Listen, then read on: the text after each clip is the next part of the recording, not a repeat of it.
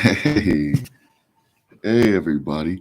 Hey, I got the windows open because I want you to see that it's snowing again. I don't know what the heck is the weather's problem, but we're in the desert. I live in a small town called Apple Valley. It's right next to Victorville.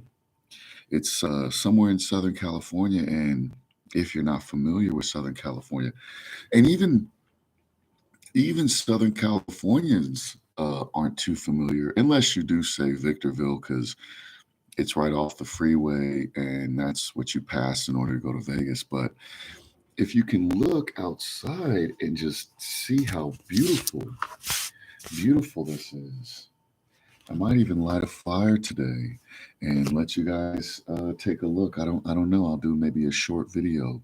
Oh, so I'm uploading today because I want to be a little bit consistent with uploading at least, and find out, what my niche is. I did upload one video just the other day that got 58 views. I don't know if it was like one person that viewed it 58 times, but anyways, it's a start. That's my most viewed video so far is 58. So my next videos, I'm not sure what I should do. Um, but I'm still kind of figuring that out here and there. I think the discussions that we're having, they're okay, but I don't really think that's going to grasp too many people's attention. We have to figure out exactly what we're going to go, what direction we're going to go, and how we're going to get there. And that's what our next move is. So far, our daily activities just involve us waiting for this weather to get better. And then we're going to go start painting more of those pieces, get this car sold, and then once the car is sold, hopefully with that profit that we make off of that, we will take that and parlay it back into the RV, finish the project on the RV, and then get that one up and running. And I'll keep you guys updated on the progress of that. I didn't do a lot of before videos, but I'll start doing some current videos. I think I have pictures of what it looked like before, but I guess everybody wants to see the before and after. They don't want to just see the before, and they don't want to just see the after, because it makes the entire process irrelevant. Because then, how do they know where it started? So I'll go ahead and try to get as much of that previous looking stuff and do side by side, so you guys can see what we were able to accomplish with the project that we're doing here. We also bought our roommate's car. He had an Audi A5, so we went ahead and bought that off of him. The motor blew on him, so we bought it for cheap, got the motor replaced, and now we're trying to flip it. Hopefully, we make a nice, comfortable $3,000 profit off of that. I guess that'd be 900 dinar would be the profit in like 1 month, 1 month's worth of work. Well, about 3 weeks worth of work. So we'll try to get that resold or sold. Then we'll be able to work on the truck. We'll be able to work on the RV, and in the meantime, maybe we can parlay, or we can take some of that money, instead of parlaying it all into the RV. We can take some of that and put it into a another vehicle. But this time, this time, I don't want to. I don't want to buy a car that's not running. I want to buy a car that's running this time, because it's easier to flip. You just look, you buy a good car, the cars that sell, the reliable ones, Hondas, Toyotas, buy trucks or SUVs. You, you know, put some new tires on there, polish it all up, and then put it online. Fucking sell it for 500 to $1,000 profit. If you could do that 2, 3 times a month, bam, right there, that's a full-time job.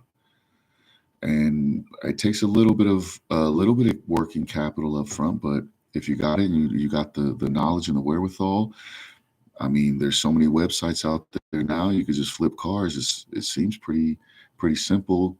I sold my Mercedes. I listed it, and it sold probably in like a couple of days. This car, I'm hoping that once I get it off, it's running now, but once I get the new tires, windshield wipers, tint, and then get it detailed, I'll list it, and hopefully we make a good, like I said, 3,000 minimum. Minimum for a month's worth of work. I want to come home with at least 1,000. I don't want to take anything less than that. $500, for putting all that money up, like 7 grand up front. Well, it was like 5 grand up front because you had to buy the motor was 3. Then I took a hit on the rent, which was 1 grand, so that's 4. And then I had to pay 1,800, so that's 5,000 actually, or 6,000 almost up front. So, and then I owe the dude 2 more grand for the car. I mean, if I break even, at least I'll be happy. I mean, I won't be happy with it, but at least if I can break even, I'll be fine. Either way, I'm not really too concerned about that if I break even or not. The reality is now I have another car. Okay, so I have an asset. These are just ways that you can think about things. You don't have to just say to yourself, "Oh, I can only sell it for this much, and I have to make this profit." No, you can do other things with it. Look, I got another car I can rent out on apps, and I can make money with that car while I'm driving this other car, and even this other car I can rent out on the apps, and then have that generating a certain amount of income. And even if, let's say, for instance, the minimum that that car has to generate before that motor blows is three $4,800. If I can get $4,800 worth of rentals out of that car before the motor blows, I'll have broken even. Because then I can take that $4,800 that I made, which is what I spent on the motor, and then buy another motor. It would be unfortunate, and I wouldn't want that to happen, but this time I can buy a better motor and then just throw that one in there and keep it as well. So really, as I mean, I wouldn't like to do that. It would be really annoying. But if I was struggling not to just lose on this deal, that would be the best way to break even and just kind of keep the ball rolling until something happens with this car. But those are sort of certain things that you can play with and finagle with. You don't have to just go in one direction. You don't, it's not about making it off of one idea. If one thing doesn't work out, go back to the drawing board and figure it out. It's not a total loss. Don't get rid of it. You could still utilize it for something. And hell, if all else fails and I make $4,800 or 4 grand or whatever, then I'll just take it to my buddy who's a mechanic. He'll break it apart and we'll just sell it piece by piece. I'll sell door panels, windshields, seats, seat belts, assemblies, airbags. I could piece that thing apart and get about at least 5 to 6 grand out of the pieces. I could get two out if the motor blows and I got 4 grand out the car and the tranny's still working and the turbo's still working, I can get 1,000 out the turbo with the intercooler. I can get probably I can get about 1,000 out of the maybe 500 to 1,000 out of the um, airbags. That's 2 grand right there. That's just for two parts. I mean, that's not including power steering pumps, um, brake lines, car seats. The seats alone, right there, I could probably get about $150 per seat, $200 per seat if I could push it on eBay. And I mean, wheels, tires, right there. Wheels, tires. I can get for the wheels. I could probably because they're a little scuffed up. I might ask like 2 or 300, maybe 250. I'll ask 300. Take 250 for all four. You know, if I have brand new tires on them, nah, I'm taking at least 5 for the set. So uh, because you got to include the tire, depending on how many miles the tires have on them and how well wore out they are. But these are specialty tires too, so they're not easy to find if you want the specific Audi brand alloy wheels. What else? I mean, you can sell. if you can salvage the brake pads, but not really many people buy used not brake pads, but rotors. Calipers, you could sell the calipers on eBay. You could probably get about $30 a piece for the calipers. Then what else? Latches, seat belts, radiators, reservoirs, pretty much anything you can think of. The computer system, you can sell the computer system. You might get about $150 out of that, $200 off the computer system. So you see what I mean? Like, if it's not a complete loss, it would just take more time to get the profits, and then you just don't do that again, and you just make a different decision on how you're going to get your profits. But you don't have to take a complete loss. You're just taking a loss more of time than anything. But this is where your mind has to come into play, and you have to figure out those different types of ways of fixing this, what you're doing and what you've started. And then so that can be another option, so long as that's what you want to do. So renting, it's one option. Selling, it's the first option. Of course, you want to make a quick profit, and then try to flip that money and turn it into something else. And never keep the money for too long. That doesn't mean you just go spend your money and just try to get rid of money. That's not the point. You don't hold on to money because it doesn't make you anything. You put that money to work. So that means buying assets, or something. For now, I think something tangible is the best way to invest. But that's just because, for me, it's the most familiar and easy to understand. I have an object, I can sell it for a profit. There's on all sorts of online ways to make money as well. Here, it's still snowing quite a bit, but there's kind of a glare. So let me close this real quick.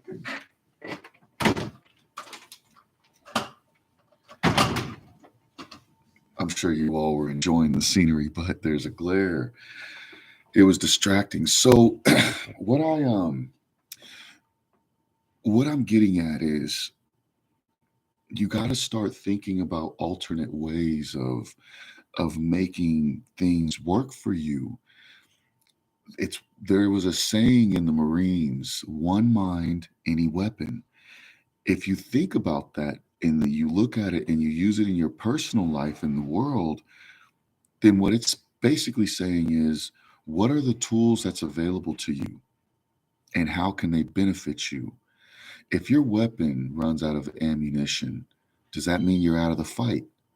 Well, if you think that this one gun is the only thing that's keeping you alive, which it is keeping you alive, but this is keeping you alive more than this thing right here.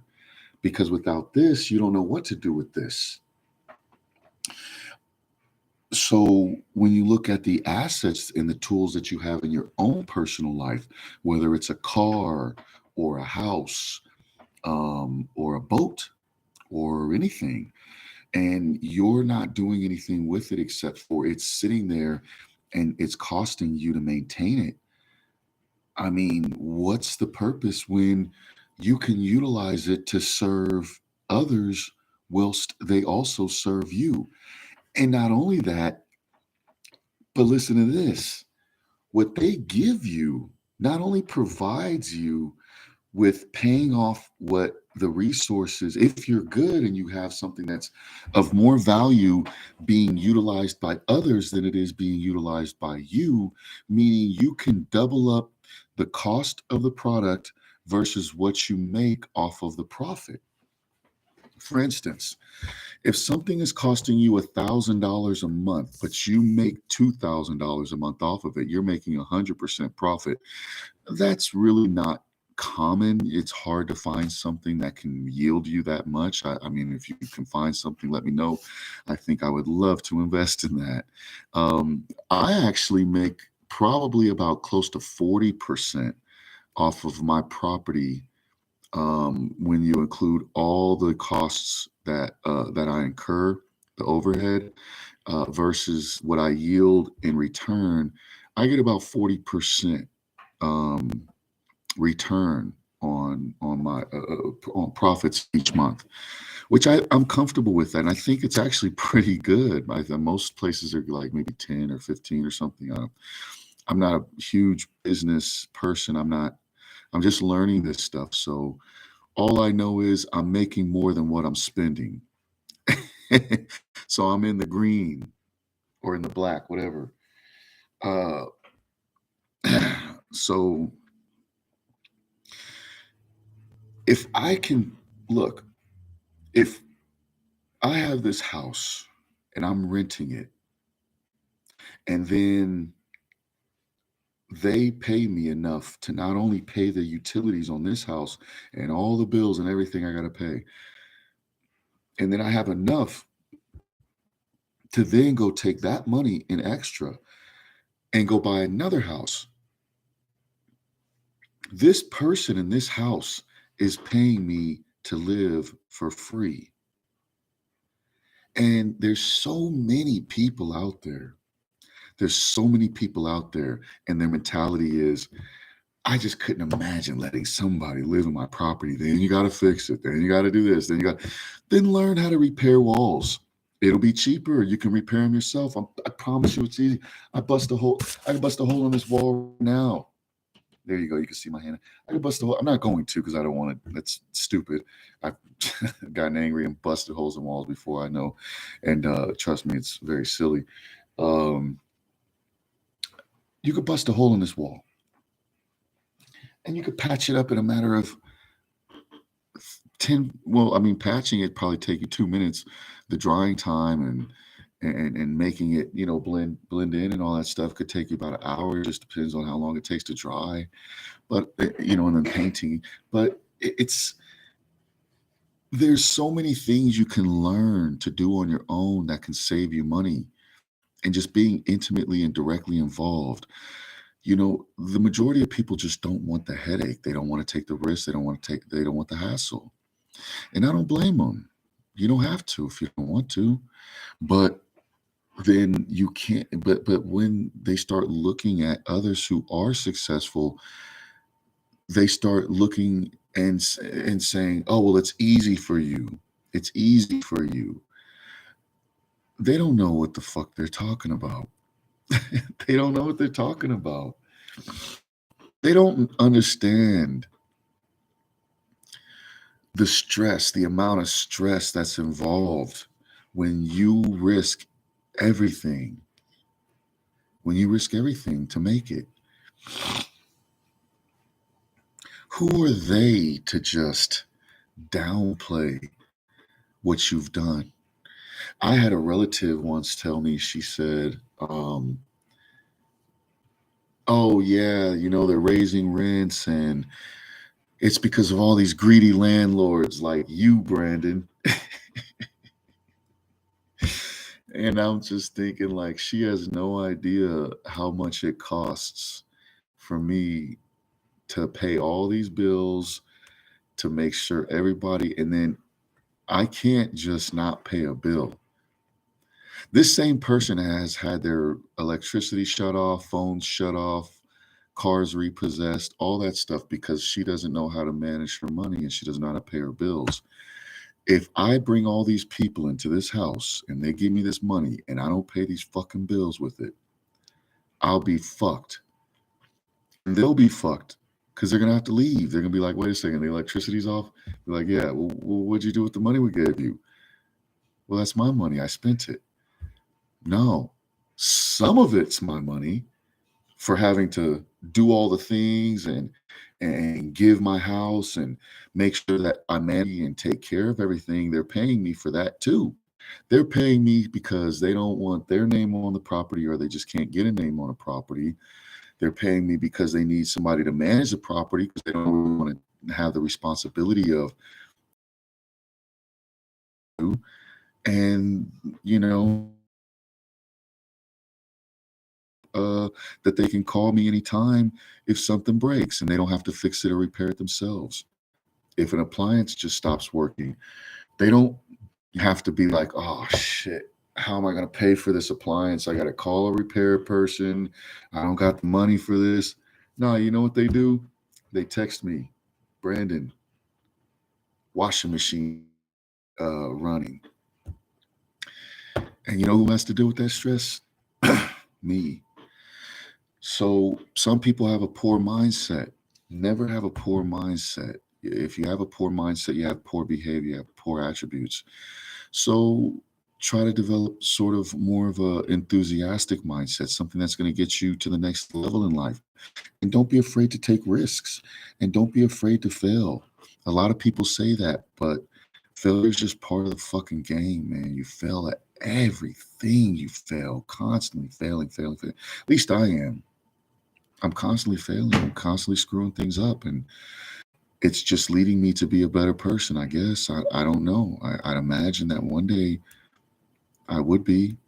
Right now, I get, you know, um, part of me has to learn humility. Oh, let me show you.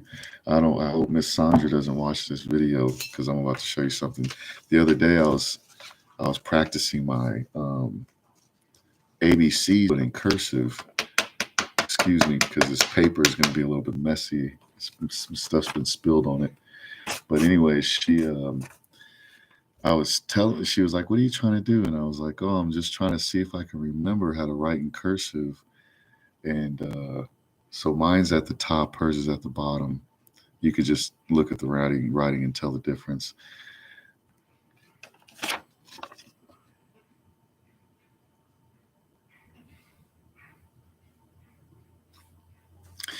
Anyways, I don't know if you got a chance to see that, but the reason I was showing you was because she wrote all the ABCs down, and she was asking me why I was writing, and I said I wanted to try see if I could remember cursive. And when she wrote all these down, she's like, "Okay, here you go. Now you can practice your cursive." And if you look at it, hers aren't in cursive. But some of them are, but like the I, you don't do an I like that. Here, let's see. I'm gonna show you guys how to do an I in cursive. If you don't already know, I'll show you how to do one. And cursive is a dead form of writing because it's not necessary. I think they used to use it because of the ink, the way that the pens were. If you kept pulling it off the paper, it would leave like drip marks.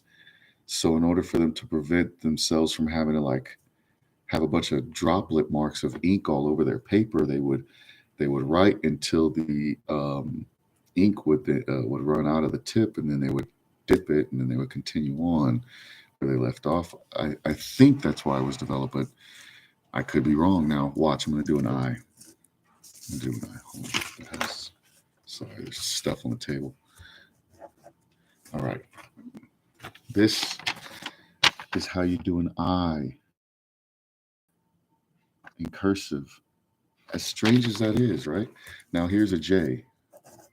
Oh, here. Okay, it's gonna be ugly, but it's how it's how it is. It's the best one's this one right here. This one.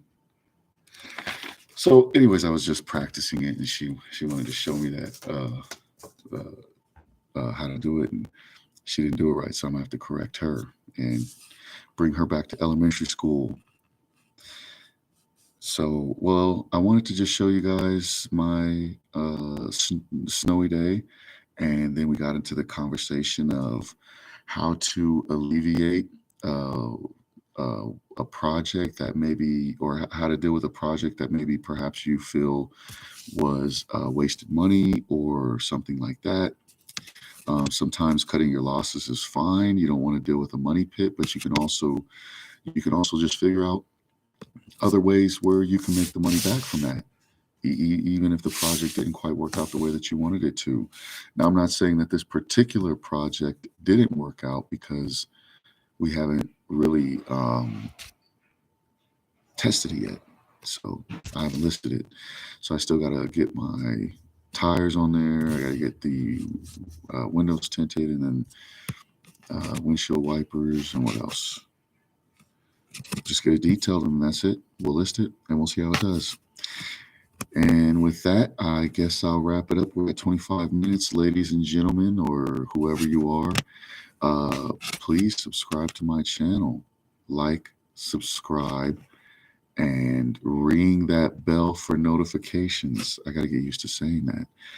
I'll try to figure out how to have better editing and music and introductions and cutting and pasting and all that cool stuff that everybody does on YouTube. But bear with me while I catch up on my homework for my forensic science class. And once I do that, then once I get some extra money, if this business starts rolling with this RV, I'll buy a better laptop, and we'll start editing videos together and making it nicer. And we'll just have a huge setup that's just going to be amazing.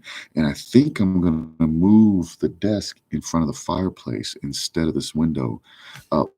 One is to reduce the glare. Two is because I think it's a little bit more aesthetically pleasing. But eventually I want to actually remove, it's a gas fireplace.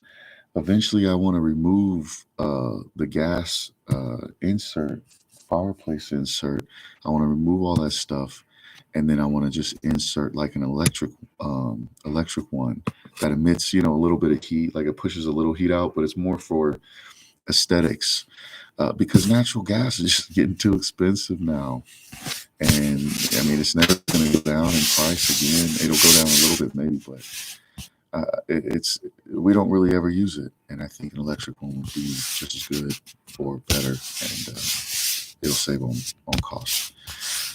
With that being said, ladies and gentlemen, I already mentioned this. I'll be leaving now, so you enjoy the rest of your day. Whenever you're watching this, I just hope that everything in your life is going spectacular. And no matter what happens, never stop, never give up. It's always going to be a little bit hard sometimes. Nobody ever promised you it was supposed to be easy. So, baby girl, young man, old man, ma'am, whoever you are, just take it easy and don't be so hard on yourself. All right? Bye.